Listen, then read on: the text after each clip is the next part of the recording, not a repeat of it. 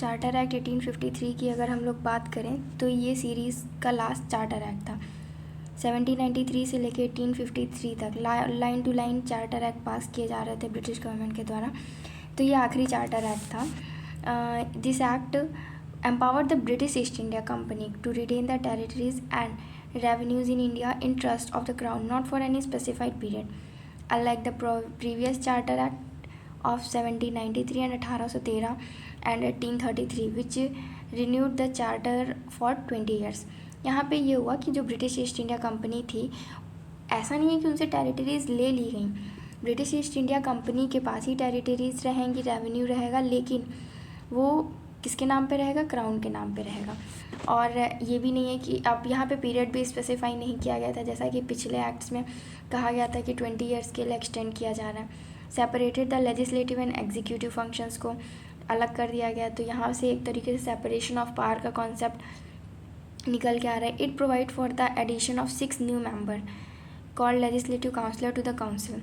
जो legislative council थी उसमें 6 न्यू मेंबर्स को ऐड किया गया, अभी टोटल 12 मेंबर्स हो गए थे काउंसिल में। This legislative wing of the council function as a mini parliament. Law member को राइट टू वोट मिल गया।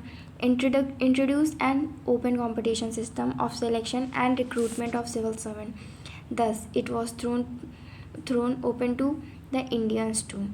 Appointed Macaulay Committee on Civil Servant Service in 1854.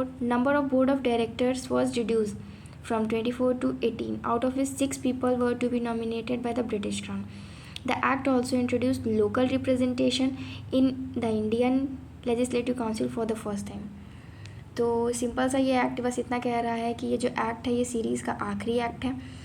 इस एक्ट ने ब्रिटिश ईस्ट इंडिया को पावर दिया कि वो क्राउन के नाम पे टेरिटरी रख सकते हैं, जैसा कि पहले 20-20 साल के लिए एक्सटेंड किया जा रहा था, लेकिन अब इसको स्पेसिफाइड पीरियड के लिए नहीं, कुछ पीरियड नहीं बताया गया है कि किस पीरियड तक के लिए इसको एक्सटेंड किया जाएगा।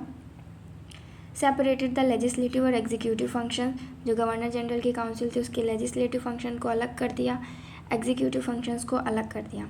जो लेजिस्लेटिव काउंसलर की जो आपके मतलब नए 6 मेंबर्स को ऐड किया गया लेजिस्लेटिव काउंसिल में।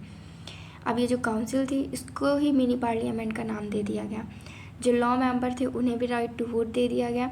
एंड इंट्रोड्यूस, सबसे इम्पॉर्टेंट पॉइंट तो यहाँ का यही है कि जो सिविल सर्वेंट थे उनके सिलेक्शन और रिक्रूटमेंट के लिए इन्होंने एक इंट्रोडक्शन किया कंपटीशन का, ओपन कंपटीशन सिस्टम का, जो कि इंडियंस के लिए भी था।